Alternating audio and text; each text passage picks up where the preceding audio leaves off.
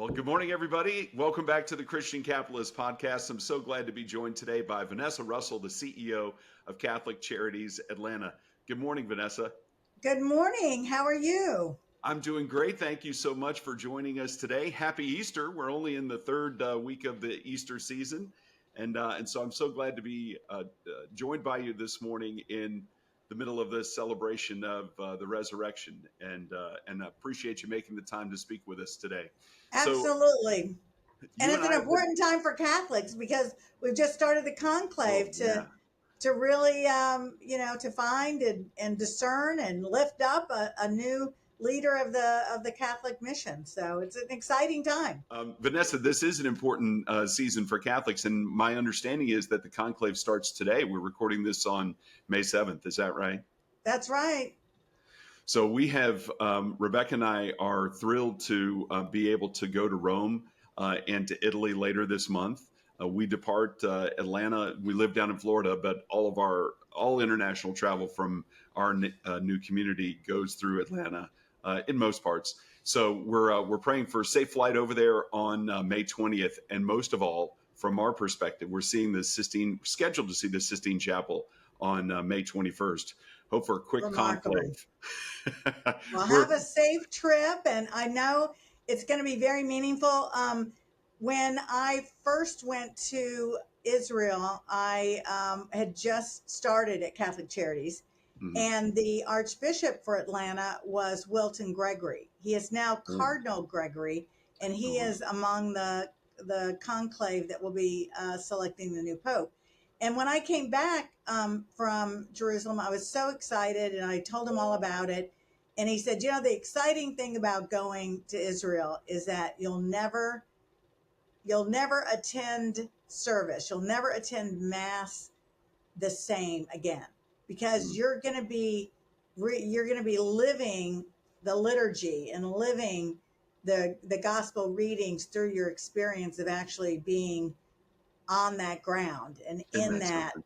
community. And it does transform and change how you experience your faith when you make that trip. And it doesn't matter if you made it once or 5 or 10 times, you always come back with a deeper, fuller, richer connection to your faith. So I'm envious. Have a wonderful time. Thank you so much, and we're thrilled. We hope the conclave's done, that the church finds a new pope and finds the best pope for the future of the church, but does so very quickly in the next couple of weeks. So, for our non-Catholic listeners, what is a cardinal, and how does that fit into the structure of the church? This is a good kind of segue into explaining where Catholic Charities comes in. Now, you didn't tell me I was going to have to explain the hierarchy of the church. So Not in any let, detail. let me do the best I can. Sure. The clergy for Catholics start out as, and I don't want anyone in the clergy to be offended by this hierarchy, but you can serve many ways as a deacon, Sure. which generally in the church is a volunteer position. A lot of people think their deacons are paid. They're not. It's a Oh, volunteer wow. position in the church, and you're really there to and it's a long process to become a deacon, and it's service, really husband and wife service. Even though you only see the husband generally in the church, the wife is always in a very supporting role. And then of course there's a priest, Mhm. and then there are bishops, and then cardinals, Gotcha. and So so cardinal is above a bishop. Gotcha. yes, generally, yes. So yes, I mean there is no real hierarchy when you're serving God. Right. It's all the brotherhood of the clergy, really serving God's people and serving and spreading God's gospel. But yes, generally cardinals are ones who are called to Rome to select a new pope, and they vote, several times. You can turn on any channel now, and there's all the descriptions of the actual process of what happens. And it's a very interesting process. You vote. Yeah. I think they're taking their first vote today, and even this Oh, morning.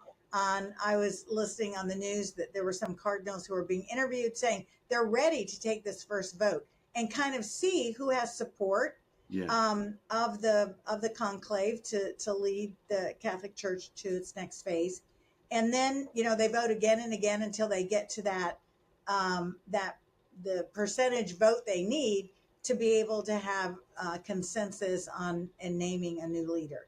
So And I made this it's an gesture exciting time. because exactly, and I made this gesture because so many news channels will have the camera focused on the smokestack, right, where they're Yes, burning the pieces of paper with the votes on them.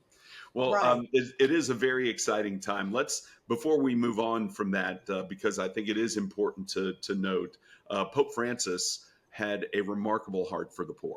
And that's, of course, what the Christian Capitalist Project is all about. We work hard and give generously to the poor and needy in the name of Jesus. And Pope Francis was a fantastic leader in that regard. I've read many articles about just in the last couple of weeks since he passed away that he was the people's pope because in so many ways he supported the poor and in various ways attempted to reach out to them and bring them into the good news. Do you have any thoughts about Pope Francis in that regard?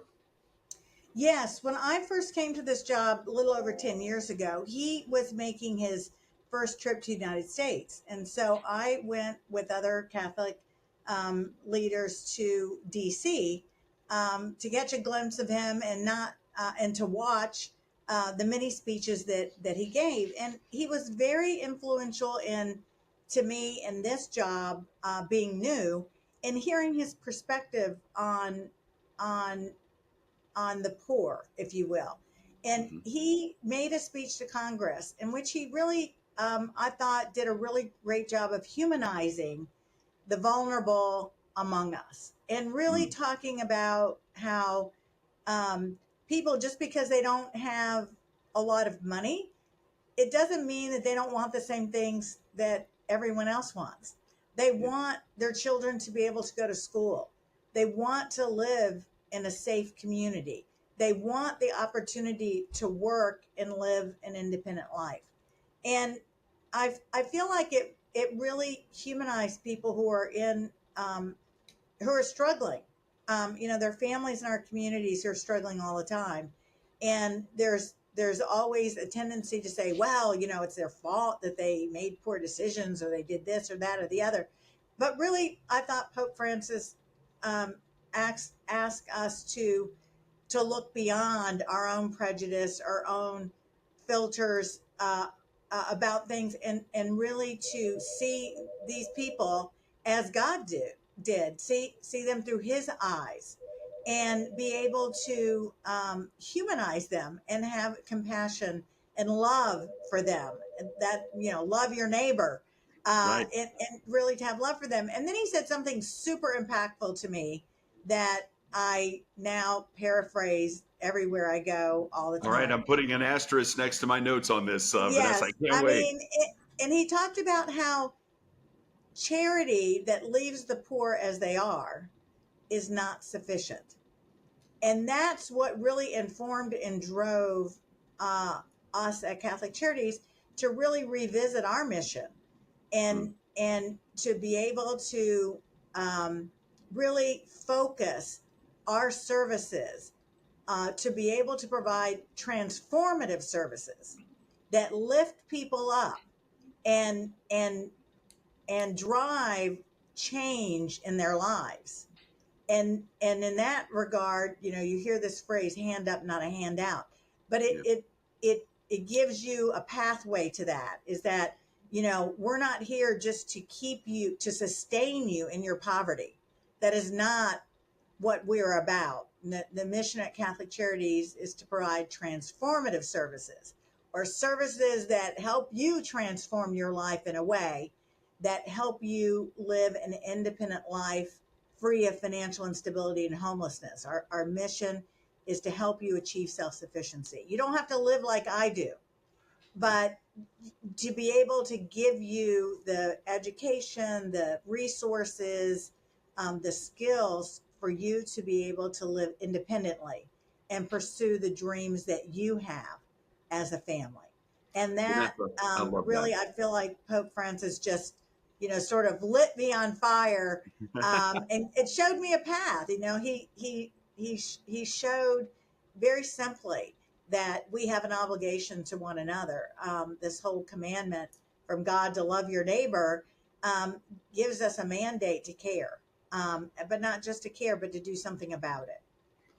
I love that mandate to care. Let me tell you a quick story from yesterday, and then I'll ask you a question about the more detailed description of what Catholic Charities does. So I was presenting at a Bible study yesterday. I was blessed that a group of people at a big church in our neighborhood chose the Christian Capitalist for their Bible study this spring. And as I was standing outside of this church where I don't attend and I'm not a pastor, a woman drove up in a car that was pretty old and full of things, and she looked distressed. And she looked at me and said, "Do you work here?" And I said, "No, ma'am, but how can I help you?" And walked a little closer to her, and she said, "I just need," and then started crying. So I got her inside, got her to the information desk, to this beautiful volunteer named Carolyn, who got her a little lunch, sat down with her and prayed with her, but started off with giving her a hug. And what a terrific testament, I think, to the power of loving your neighbor, that this woman just showed up out of nowhere at a big church, and the big church knew how to greet her. Not every church is that way, though, and I have a feeling that's what Catholic Charities is meant to do. Is that a good segue? That's what we strive to do every day, to look at to look at people in trouble, in distress, who are struggling, and see what God saw, and see someone who has value, who has worth, who is deserving of our love, care, and attention. That's wonderful. So tell us a little bit about it, and starting with the big picture, y'all. Catholic Charities Atlanta is not just downtown Atlanta, but a whole bunch of counties around Metro Atlanta. Isn't that right? So, Catholic Charities Atlanta serves the Diocese of Atlanta. So, their area is our area. Gotcha. And so, we serve the northern counties of Georgia. There's also another diocese in Georgia, the Diocese of Savannah. And so, they have the southern coastal area. Gotcha. So, that's kind of our territory, if you will. But that's where we serve. And generally, we have no borders other than that. So those are the only borders that we have to serve. So we serve people who come to us. If they find us, we serve them. That's wonderful. And so, for those, we have listeners and followers from around the nation. I think everybody recognizes Atlanta as a big city, but how many people are we talking about that are in that general area, the Diocese of Atlanta, and how many people do y'all serve typically on a given year?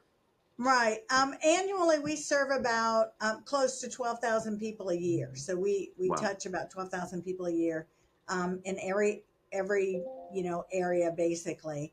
We strive to serve to provide what we call integrated services. So, in other words, this was a bit of a shift for us from for the past 10 years. We've been on this path really to be more intentional about how we provide services.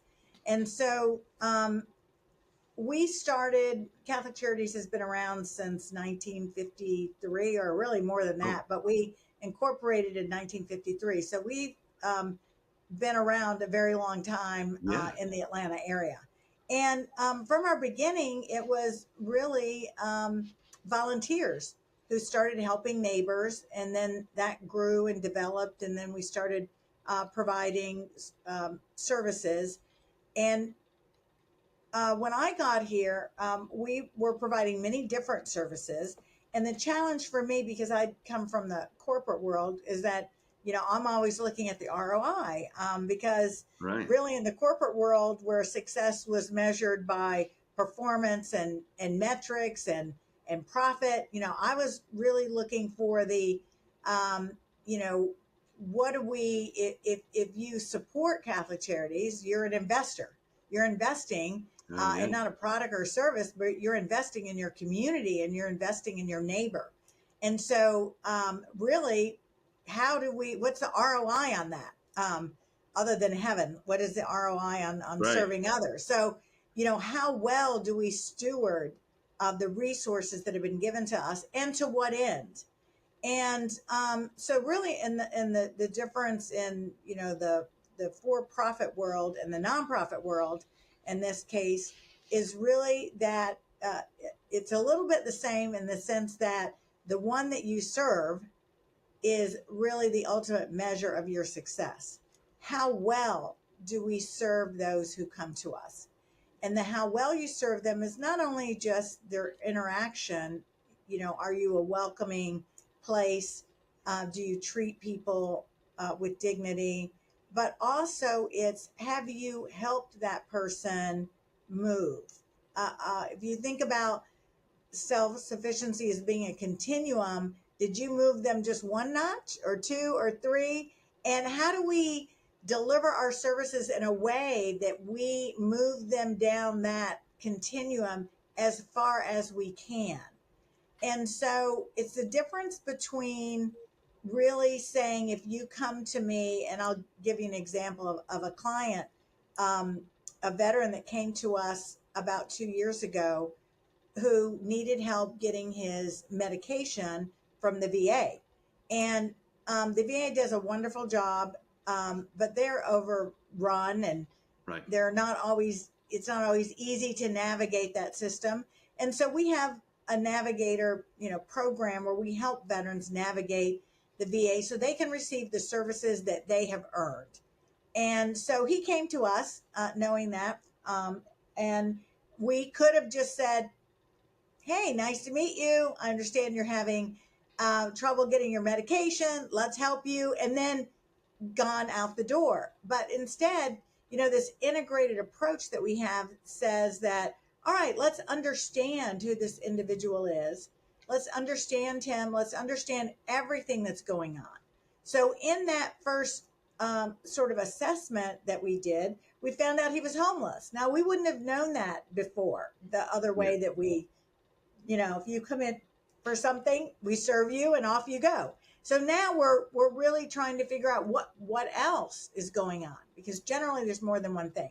So once we found out he was homeless, then we started working on that problem, and lo and behold, he qualified for assistance, housing assistance through the VA, through a VA program. Wow. So we got him housed. And then and I stumbled upon this story, when I visited one of our offices, and I'm a military brat. I married a military guy. And so I have a affinity for the guys that serve our veterans. And so I'm always poking around over there going, hey, what's going on? How's it going? Tell me about, vets. What do we do for a vet today? I'm always interested in that. And so I ran across our veteran case manager, and he said, I'm kind of, I got bad news today. And I said, well, what happened? Tell me what happened, Tim. And Tim was a veteran, Army veteran. And he said, well, I helped this older veteran get into housing, and I went to check on him, talked to his landlord, and found out that he'd passed away.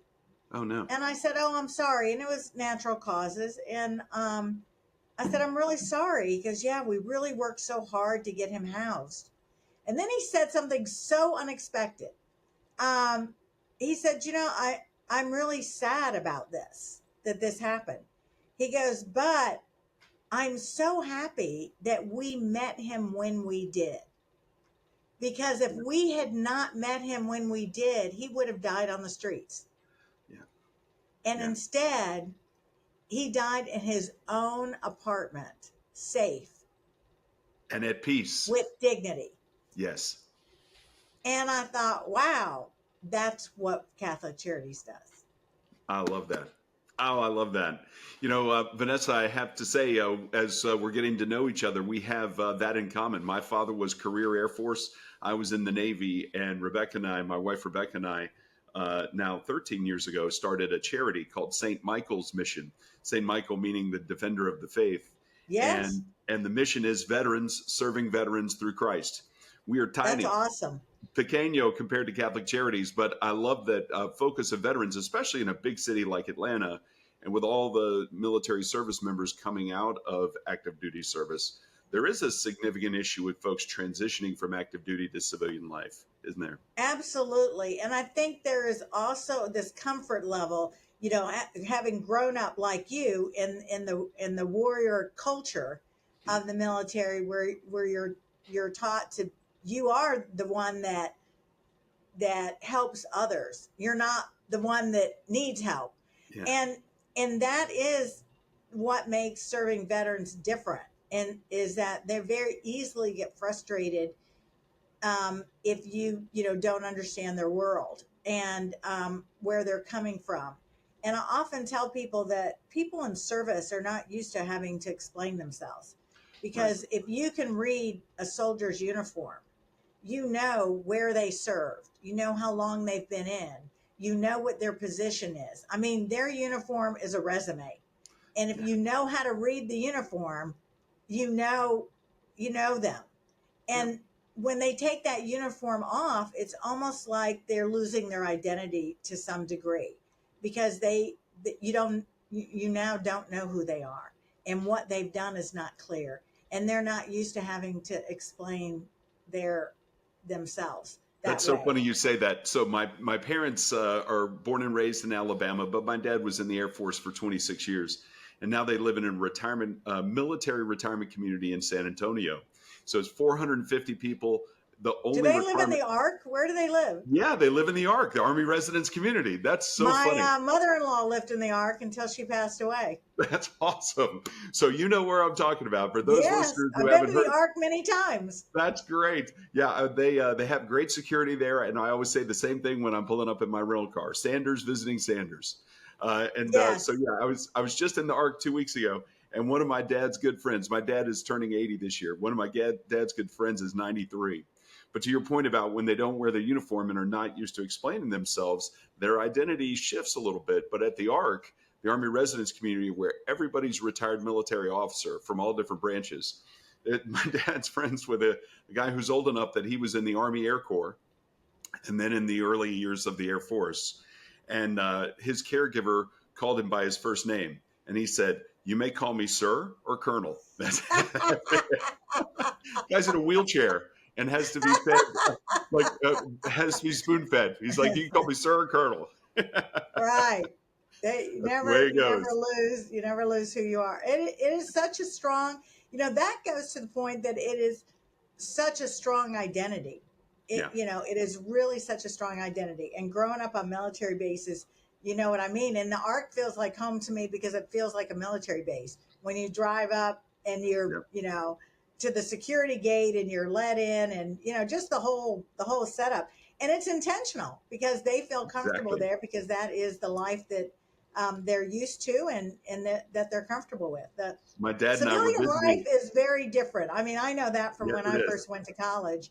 And actually, when I first started shopping off of military bases, just, the nuances of all of that. Yeah, So like sales um, tax. I wasn't going to say that, but yes, that's right. I was thinking that. I just wasn't going to say it. And people That's a are going to go, nuance. "What? You don't pay sales tax?" Well, we do.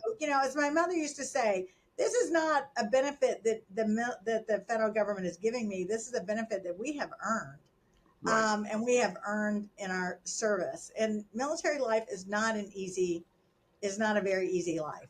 No, it's not. Divorce And for rates are the super high. exactly.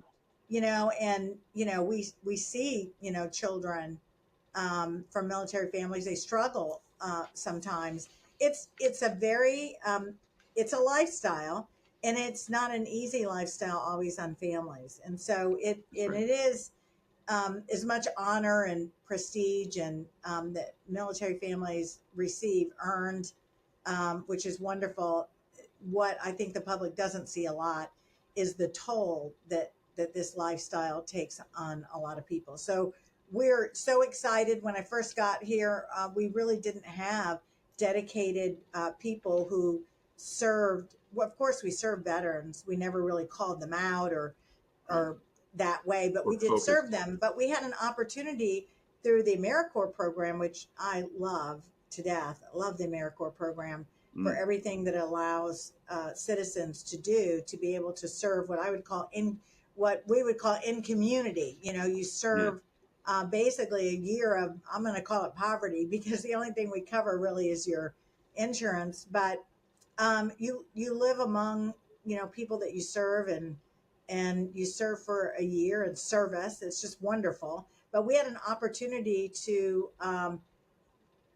be able to have AmeriCorps volunteers who were service members. And so they had the unique ability to connect with veterans, be able to understand them, be able to ask that next question, that other question, Yeah. and really make them feel comfortable. And so I jumped on the chance, and we started our veterans program with one kind of part-time AmeriCorps volunteer, and now we have two dedicated peer navigators, one who was in the Army, and the other young woman worked at the VA for quite a while. So she's very used to serving veterans. And it makes all the difference. It makes all the difference. I love that. Vanessa, that's so fantastic that y'all have a veteran focused program. One of the first things they teach you in any military training program where you go through boot camp, you go through ROTC, you name it, is lead by example. And when you're talking about Pope Francis, maybe one day, but Pope Francis and his speech to Congress, and how he implored everyone to not leave the poor where they are. I can't help but think of the Good Samaritan. He finds this guy in the ditch who's been robbed and beaten and left for dead. And he doesn't just clean his wounds. He doesn't just get him out of the ditch. He takes them on to the inn, and then stays the night with the guy, and then pays the innkeeper when he leaves behind on the rest of his presumably business trip. Take care of him, and I'll settle up with you when I get back. That's the transformative care that I think that y'all are at Catholic Charities are espousing. I love that. But when Yes. I think about that Good Samaritan example, I also think, okay, who's we? I remember when you and I talked a few weeks ago, you have a bunch of people on staff at Catholic Charities, both employees and volunteers. So can you tell us a little bit about who is serving? Well, it's remarkable, actually, because I come from a corporate background. And so when I first came here, I didn't really know what to expect as far as staff goes. But because we are a social service organization, and we are delivering professional services, we have many social workers. Yeah. By education, who work here. And a lot of our social workers have their masters, and a lot of them actually get their masters while they're working with them. Oh, So wow. we have master social workers, MSWs, and also LMSWs, which is licensed master social workers, who work here. And so people work at Catholic Charities, I feel, again, that it's a shift from the corporate environment that I'm used to, where people are really working in the corporate world to make their mark, to be successful. I feel like there's a drive there to do that. In the nonprofit world, it's really about their beliefs in serving others, and their belief in lifting up people who are struggling, and a very strong desire to make a difference in their community in a different way. And I'm humbled every day by the people who choose this lifestyle, because they're not getting rich doing this work. Not rich in the sense of the material things of this world, but really rich in living out their faith, whatever it be. Because Catholic Charities, not we serve everyone and anyone. We serve because we're Catholic, not because our clients are. And I'm our so glad you staff are. mentioned that. We should say that to anybody who's listening out there who's either in need Yes. or trying to refer somebody. You don't have to be Catholic to receive No. services at Catholic Charities. Is that right? No. Okay, That's correct. great. I'm the only one who has to be Catholic around here. Everyone else serves um, from their heart, really. I mean, from their belief. that struggling families deserve and need support. And many people are drawn to the Catholic viewpoint of helping and loving our neighbor, and in the inherent dignity of every human person. Um, I have a really funny story for you about this. Is that we manage a independent living senior community. It's only about 48 seniors here in Atlanta, and um, I we were redoing their community room, and we didn't have a lot of money to do it, so we were getting volunteers in to paint furniture and all this. And a local school volunteered, one that was nearby, volunteered to come in and paint these chairs and tables so we didn't have to buy new ones. So the woman who brought the volunteers in is Catholic, and I knew her from other volunteer things that she had done. So I made an assumption, which is always a very bad thing to do, that the children she brought were from the church. Okay. But actually, they weren't. They were from a public school that she was working at as an art teacher. And so here I am. I'm telling the kids before they get kicked off with their duty what the community is, that, you know, they should be so proud that Catholic Charities, because I'm thinking these are all Catholic kids, the Catholic Charities does this work. And the residents that live here are not all Catholic, but, you know, we love them because they're our neighbors, and this is such a great thing you're doing for them. And the little girl in the front row raises her hand, and these are high schoolers. And I said, yes, you have a question? I was so eager to answer her question. And she goes, well, what is Catholic? Is that like a religion or something? And I was like, I looked at the teacher and I was like, what? Are these kids in Catholic school? And so I said, well, yes, it is a religion. And it's starting to dawn on me. I'm like, and then she goes, well, what does it stand for? Like, what do Catholics stand for? And literally I was standing in front of these 20 children, and I told the Archbishop here, Archbishop Hartmeyer, I said, I felt like the roof was lifted off the building, and I felt like God was shining a spotlight on me, saying, yes, Vanessa, what do Catholics stand for? And This I'm is your in front moment of to these shine and 20 kids, and I'm evangelize. like, and I thought of every catechism teacher I had in my whole life. And I'm like going, what would Sister Mercedes say that Catholics stand for? It's like, what am I going to say? And, you know, I dug deep, really deep in that moment. You're like, I'm sweating. I'm like, what do we stand for? And I said, well, we stand for love. We That's stand exactly what I would say. for Good, love. good for That's what we you. stand for. And you're here today to love your neighbor. You go to school in this community.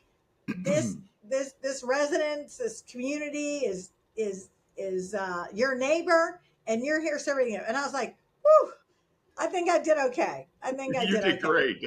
But you know, but that's at the core of everything that we do. The core of everything we do is that everyone that walks in the door, we need to see beyond. We need to see them through God's eyes, how God sees them as a valued person um, that He created, and we need to treat them. They are precious, and we need to constantly remind ourselves that no matter what the struggles, the issues, the problems, because people come to us not always, they come to us agitated, they come to us depressed, they come to us frustrated, they come to us, you know, just in dire situations. We see people at their worst, and we Yeah. need to look beyond that and try to be able to help them in a way that meaningfully um, alleviates their issues or helps them get to a better place. And even if we're not the ones who can help,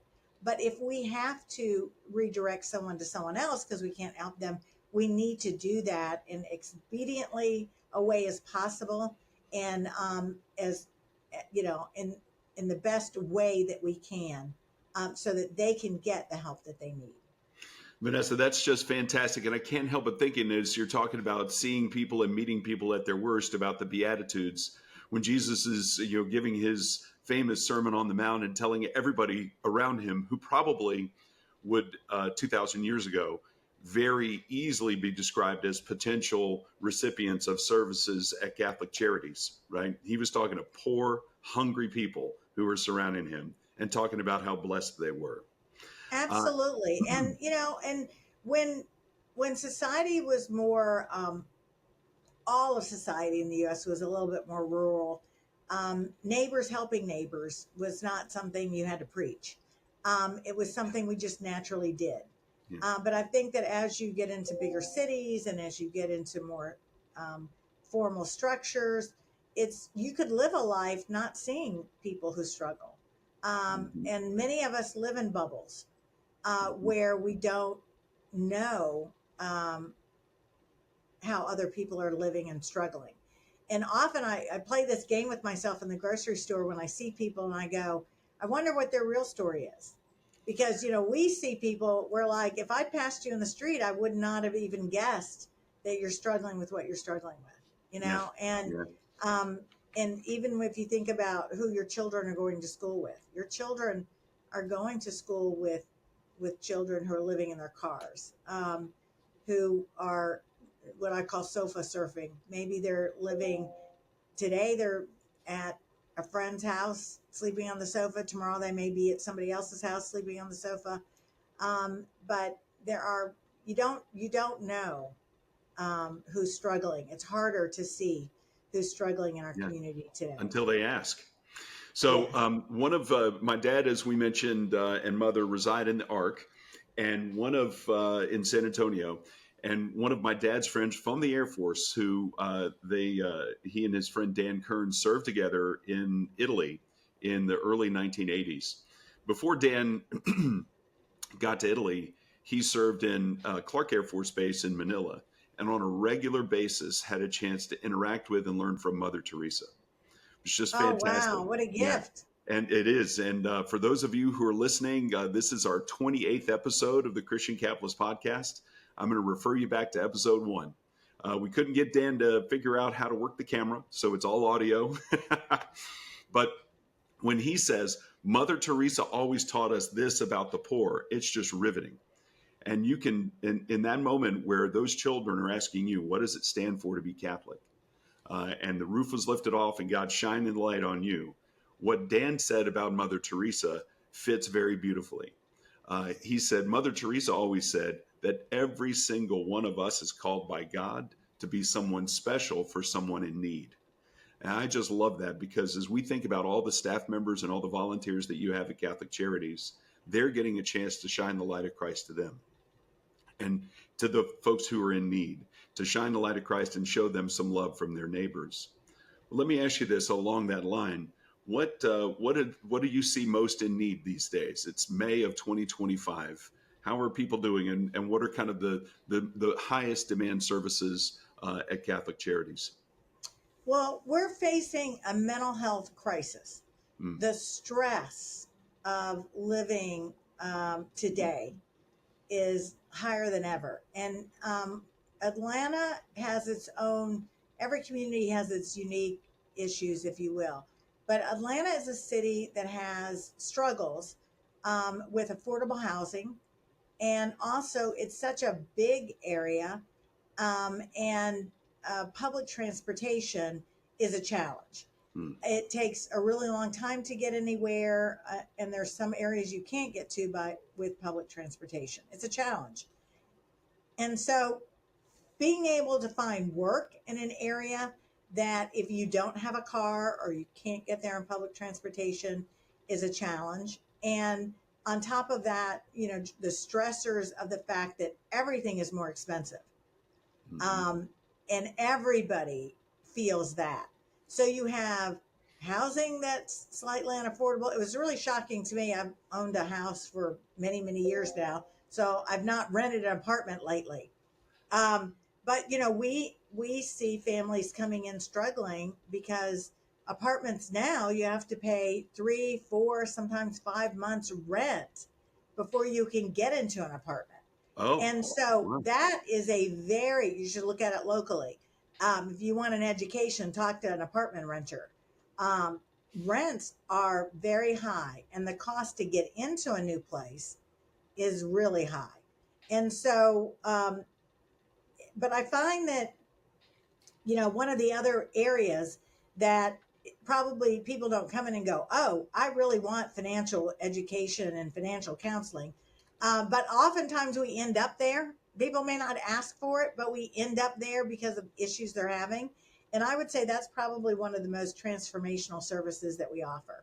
Mm, We have HUD certified financial coaching and counselors who can do budgeting with you. They can do help you with loan modification to help you keep your home. We do foreclosure intervention. We just did one. We do them all the time, but I'm I'm aware of one that we just got for a family that was that was unbelievable. She's a woman who's working, caring for her mom who has dementia, and ran into some medical issues herself. And medical issues are the one thing that I see as a pattern often derail people with their finances. And so, she was, several months behind on her mortgage and HOA payments, and was really on the verge of foreclosure.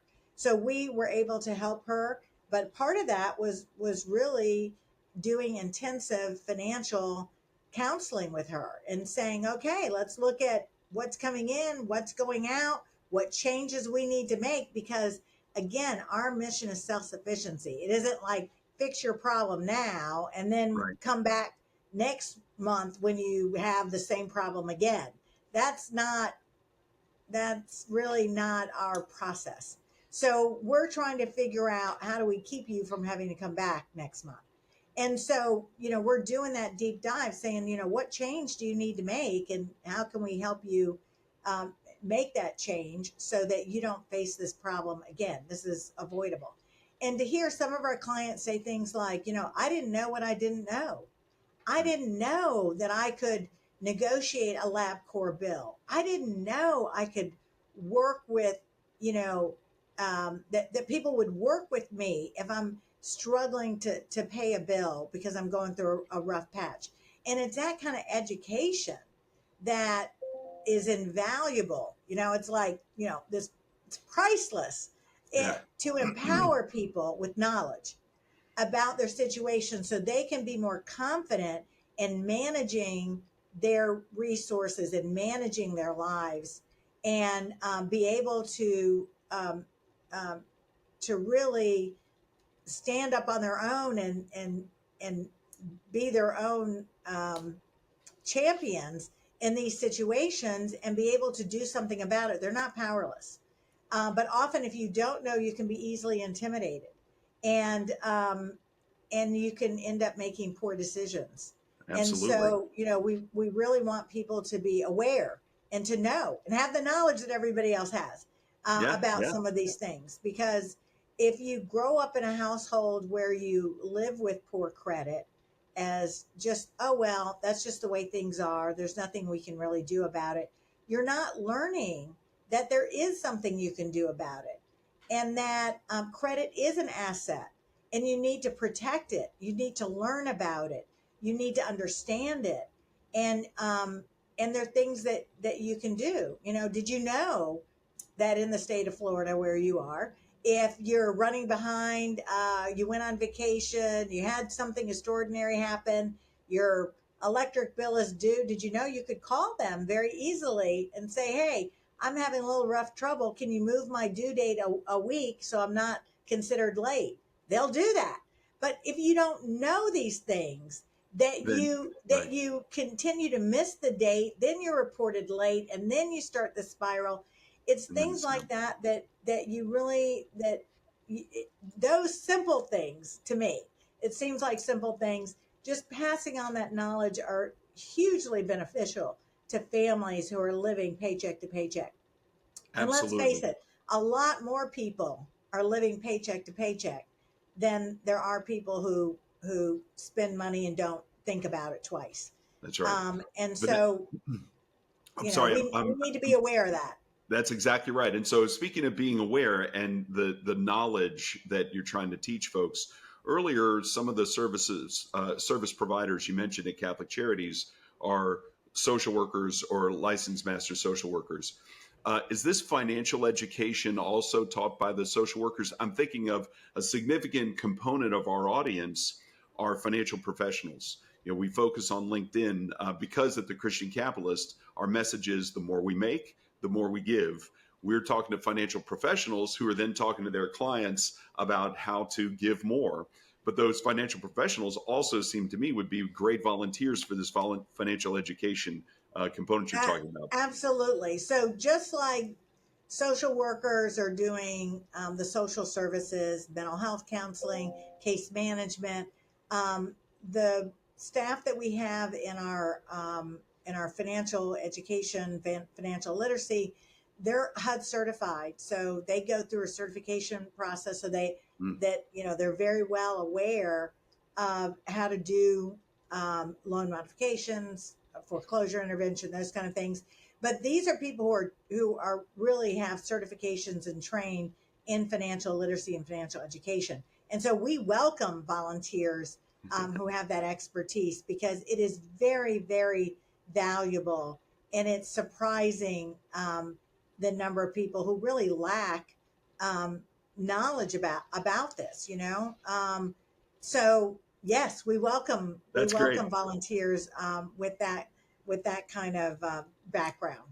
So, speaking of volunteers with certain backgrounds, you mentioned a little while ago that the people that work at Catholic Charities are called into this life of service, and that they're not getting rich from a financial perspective, although they are certainly getting rich in heavenly things.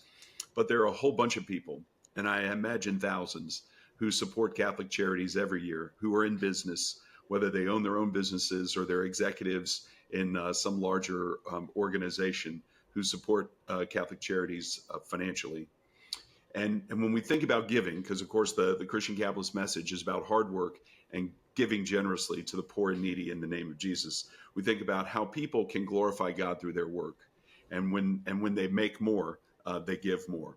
The book, The Christian Capitalist, focuses on Joseph of Arimathea as the first Christian capitalist, even though Christianity as we know it and capitalism as we know it didn't exist. Because and since it's Easter, we can go ahead and tell the story for those who don't know who Joseph of Arimathea is. Because within hours of Jesus' death on the cross, Joseph not only implored to Pontius Pilate that he wanted the body, but he donated his family tomb to the poor and needy, which was Jesus and his family. And as a result, gave generously from his wealth to support the good news. So, having said that, tell us about some of the Joseph of Arimathea folks that you've encountered there at Catholic Charities. Who are your financial supporters, and what kind of work do they do? Well, it's very interesting, because I think that if you if you really want to live your faith, then this principle of love your neighbor comes up. And I would say our supporters are people who really care about their neighbors and want to make a difference. And so some of those are people who are very successful. But I would also say that generosity is not just about money. Generosity is really about giving what you have to give. The talents God gave us, talents, and He then implores us to use those in ways that matter. And so we have volunteers who give their time. We have volunteers who give back. Refugees who were welcomed here, maybe not even by Catholic Charities, but who remember their time, their life, what it was like to start anew here, and give back because they want to pay that forward. They want to be a resource to others. And then, of course, there are people who have been successful and who are looking for ways to make a difference. And I think this idea of that resonates with a lot of our supporters is that we are trying to help people become self-sufficient. So it's not a recurring gift to sustain people where they are, but really this idea to be able to help people stand on their own. And that is something that people are very interested in, helping those who want to make the change in their lives, uh, that allow them to be able to stand on their own, because we know for every person that we help, they're going to pay that forward somewhere down the line, and Exactly. they're going to be successful. And then the bottom line really is that people are looking for ways to live their faith. And this is a very important way to live your faith. The, you know, no matter if you're Catholic or not, if you're Christian, love your neighbor is the Yeah, commandment. yeah, that's And exactly right. so, and how do you do that? How do you do that? You could very easily go through life living in your bubble, being a kind person and thinking that's enough. And, and in many cases, you can do more. I'm not saying it's not enough. I'm just saying you could probably do more. Yeah, And so we just need to think about it. We finished Lent, we're in the Easter season, but Lent for Catholics, I remember when I first moved to Atlanta, we had a young priest, and he said, I understand that for Lent, people want to give up chocolate and soda or wine or whatever they want to give up. He goes, but instead of giving up, let me challenge you to yes, take on something, um, do more in an area, or look at yourself, reflect on yourself, and work on something that you want to make you a better person. You know, what do you want to improve on to make you a better person, or what more can you take on to serve God's people? And so, and that I would challenge, everyone to think about that. Even though we're not in Lent anymore, live your life like you are. yeah, What more can you take on? How do you live your faith? I'm a military kid. I have a military background like you. It wasn't always easy to go to mass when you're moving around an army base. yeah, People probably don't know, when we say on a military base there's one church, we really mean it. There is one church building, yeah, and yeah, everyone uses it. Okay, the Catholics, the Episcopals, the Baptists, the Methodists, the Jewish faith. It's a synagogue, it's a church, it's a building. Okay, it's God's building, and it's used many different ways. So, and sometimes when you're moving around, you don't have the opportunity. You miss mass. You're traveling on that day, whatever. And so when I was in college, I just said, how I'm gonna show my faith, and what I am is it's gonna be in what I do. And I decided that sort of early on, is that I love that song. They'll know we're Christians by our love. yeah. By our acts, not by what we say. And so I always said that my faith was, if God put someone in my path that I could help, and I have the ability to help them, I was obligated to help them. I needed to do it. Did And you ever run so, into Mother Teresa in the Philippines? no, Because that's exactly what she was talking about. but when I was a young professional, gotten out of university, I had a job. I was working in Richmond. I lived in an apartment complex, and I had a knock on my door one day, and it was a young woman, very petite little woman, and she said, I know I don't know you. I've seen you come and go. I know you're professional. I have this enormous favor to ask you." She was, unbeknownst to me, I didn't know she was a veteran. She had just gotten out of the service, single mom. She had a young daughter. She was late for work, and a babysitter wasn't there yet. And she goes, "She's on her way, but can I leave my daughter with you for an hour?" Can you imagine? In this day and Woo. age, you wouldn't do that. But Yeah, this was 30 years ago. So, right. We were much and more I said, trusting then. right. And I said, "Well, of course I can. And so the babysitter came to my door, got her daughter, whatever. And then after that, I routinely was the temporary babysitter. Not because I wanted to do this, but because I thought she needed help. I can help her. I should do it. So I shouldn't be looking for the 8 different ways why I didn't want to be inconvenienced. I need to look at it as, I can do this. This is what I need to do, Yes. because there's a reason why she's knocking on my door. There's a reason why I'm living next door to her. And we became fast friends. And so that is what I feel like a lot of our supporters are trying to do. They're trying to really live their life and make a difference. And we encourage them to join us, join us in this mission to love your neighbor and live your life with more meaning, because you're going to get a lot more out of this probably sometimes than the person you're trying to help. But Yes. there's a lot that you can get out of helping other people. This woman yesterday at the church who hugged the woman who came there in need, and I visited afterwards as the woman was getting her lunch, and I said to the volunteer at church, "How do you feel?" And she said, "I feel more blessed than the woman who's getting her lunch because I was able to help her in her time of need." That blessing that we feel, I contend that blessing of that sense of joy that we have from helping others, whether it's financially or with our time or talents, like you literally loving your neighbor by watching her daughter when the babysitter was late. That's hardwired in us because we're made in God's image and he taught us to love and he loves We us. are. And often the challenge is to keep it in perspective that you're doing it for the glory of God, not your own glory. And that is, for Lent, my focus was, I'm not the focus.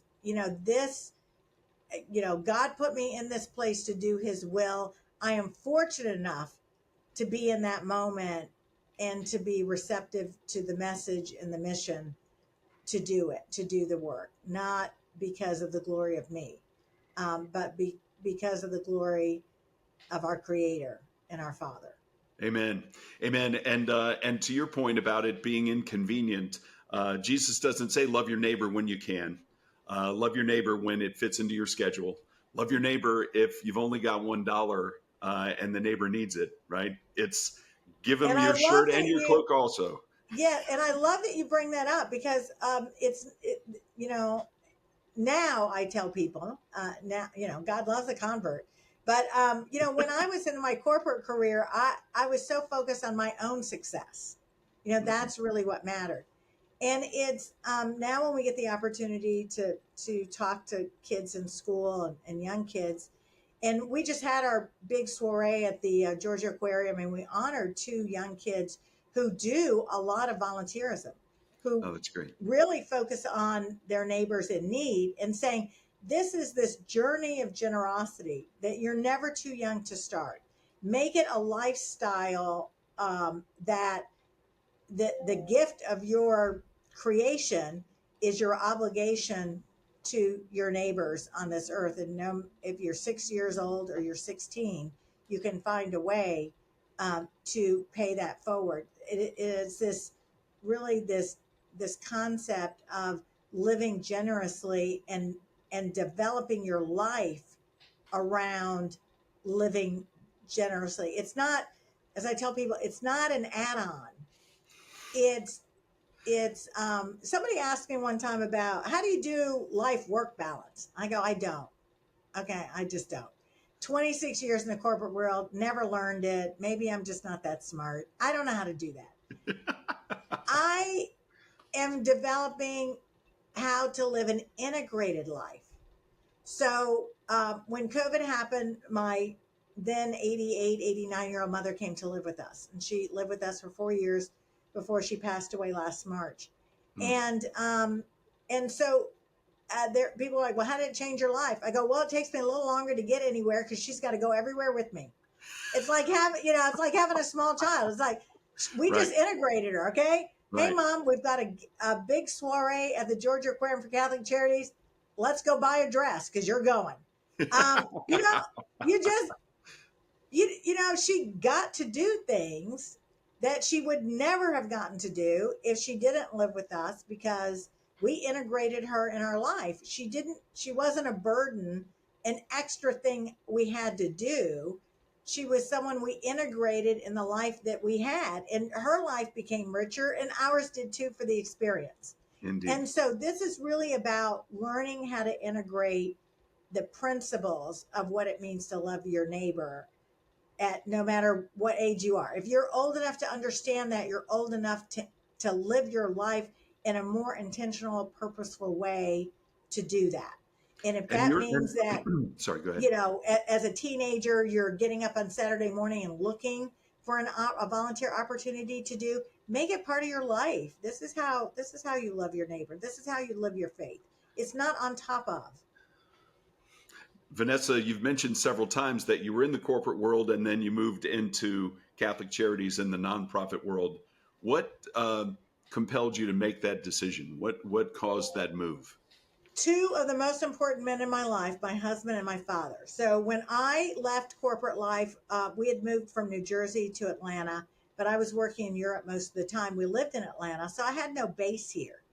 And when I kind of retired from my corporate job, we were living in Atlanta, and I thought, how am I going to meet people? And my husband at the time was on the board of Catholic Charities. He was rolling off. Now, I often like to say he was too lazy to find a replacement somewhere else.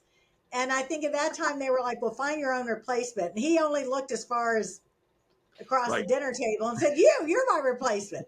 But he said, if you do this, you'll meet people. And I thought, yeah, that's a good idea. I'll get to meet people. So I joined the board, and I first volunteered, and then I joined the board, and it was really great. But I, was really looking after I left the corporate world again for work that I thought, good girl, you had a great, good corporate career. You did it. You were successful. Now it's me time.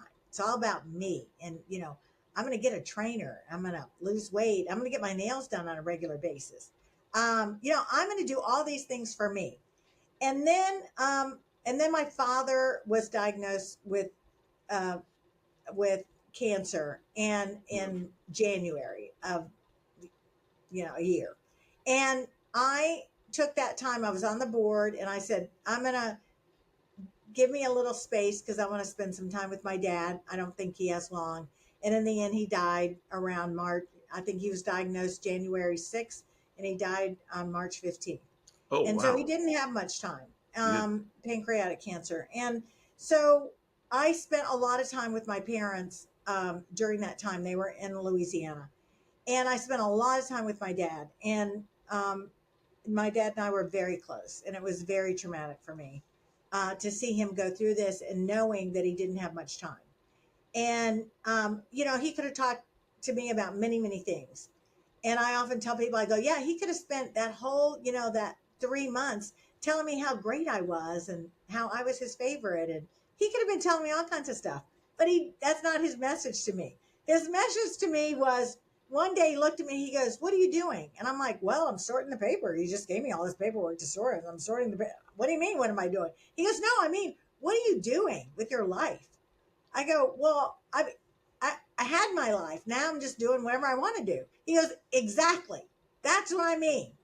He goes, honey, I just want to tell you, I think this is a very bad path you're on. And I go, well, Wow. okay, Dad, but I'm, getting to spend more time with you and Mom, and, I'm here when you need me, and blah, blah, blah.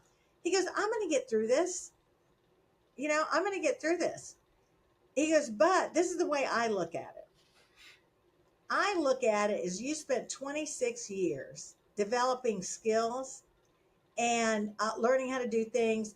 And now you're not doing anything with it. Nobody's benefiting, and you're not helping anybody. Mm. I think you need to pick a focus where you can help other people. This is a time where you need to be paying back and paying it forward for all the many blessings that you have received, not the time for you to stop and focus on yourself.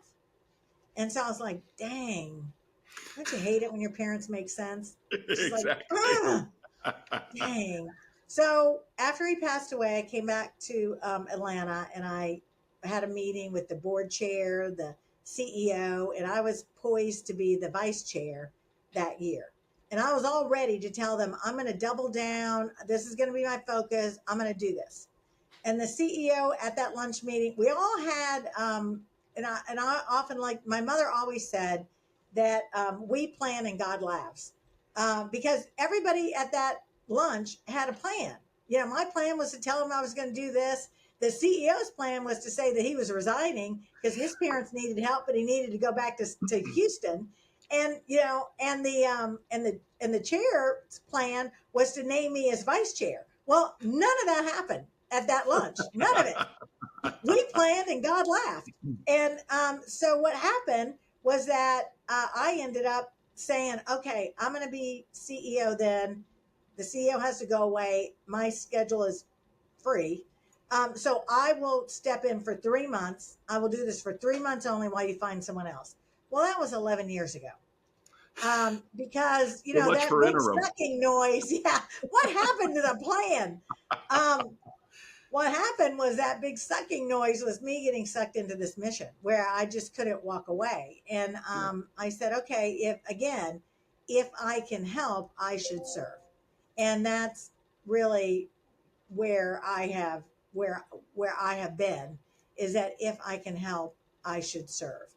And not for my glory, not for me, but really for the work that this organization does. And this organization, I feel like, is just an opportunity to live your faith and to really learn and grow. And when I asked my mom about it, she goes, well, are you going to learn something? And I said, yeah, I'm going to learn a lot. I've never run a nonprofit. I'm not a social worker. She goes, well, then you should do it, because, if you're going to be in this world, you got to keep learning. You're not done. You're not done till God tells you you're done. That's when you're done. So until then, live. And at my mom's funeral, the priest was, my mom was buried in Louisiana at one of the oldest churches in Natchitoches, Louisiana, French uh, um, uh, community. And the priest was amazing. And he said, God wants us to live until we die. And that's what your mother did. Your mother did the Porsche racetrack at 90. Um, she drove a convertible at 80. She lived until she died, until God took her. And that's what God wants for his people. He wants us to live a meaningful life. It gives glory to Yes. him for us Yes. to live a purposeful life. And Yes. and so, you know, that's what we need to do. I So love just that. when you think that you think you've done it all, you think you've earned a rest, um, you haven't. You can rest for a day. What is that about work? God worked. He rested a day and then got back to work. That's Um, right.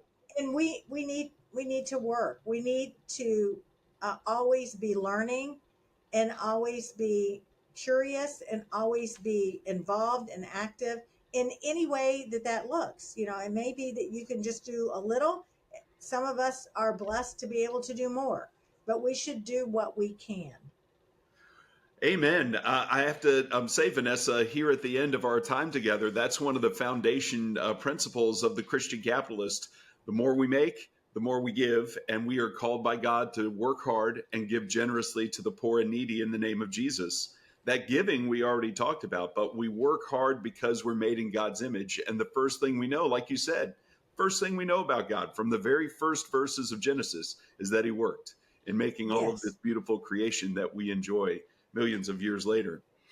Let And me I ask do you. think people struggle with this concept of, I have all these riches and really I should be poor. I should, but I don't think I don't think there's one concept above the other. One Right. serves the other.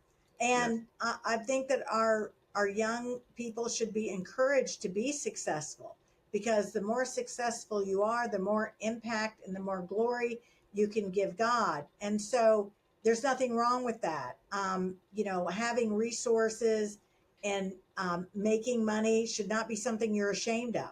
It should be something that you lean into with excitement, to think, what does this allow me? What good does this allow me to bring about in the world? What transformation can I, because of God's blessing, not me myself, but because of God's blessing, what can I do to glorify God on this earth, with the talent and riches that I have? And it's exciting to hear that more people are trying to structure their life in that way. And again, it's this journey of intentional generosity, whether it be volunteerism or giving money, or making connections and making things happen. I can't tell you how many opportunities we have come across from people who have just made connections for us, which they thought, oh, that's a small thing. It's a big thing.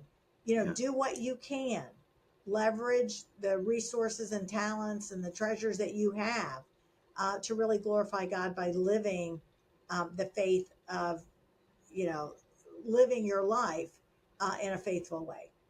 Vanessa, you've just spent the last 2 minutes telling us what it means to be a Christian capitalist. Thank you for answering my question before I even had a chance to ask it. That's beautiful. Well, let me just tell you, I want to encourage you because you mentioned something about young people wanting to be successful and to make more. Time and time again in this ministry, the Christian capitalist ministry, time and time again, I run into young people, entrepreneurs who are starting their business. And one of the core goals of that business is to help others. I want to make more so I can do this, this, and this with the money that I make. And it is, in so many cases, helping others, because the more we make, the more we give. Before we go, since you've already addressed what it means to be Christian capitalist, for those of our viewers and the members of our audience who are not Catholic, would you please tell us who's over your left shoulder? That's a very prominent feature of the frame here as we're looking at you. And she has been with us this whole time, I think, blessing us in our conversation.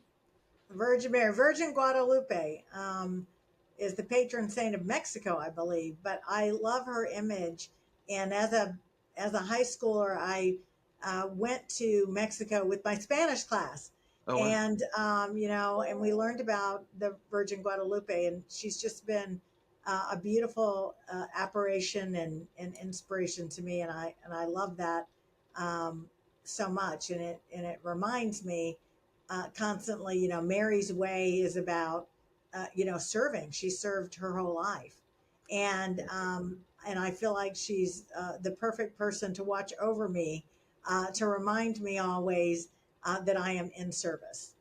Indeed, no matter what you do, no matter how you do it or where you do it, that being in service is a great way to live. And Vanessa, thank you so much for your time today. We really enjoyed hearing about Catholic Charities, hearing about you and your ministry, and about the work that y'all are doing to the poor and needy in the Atlanta area to glorify God. Thank you so much for joining us today. Thank you. Really appreciate it. And we're going to talk more about the ark offline. I love it. Y'all have a great day. Thanks for joining us on the Christian Capitalist Podcast, where the more we make, the more we give.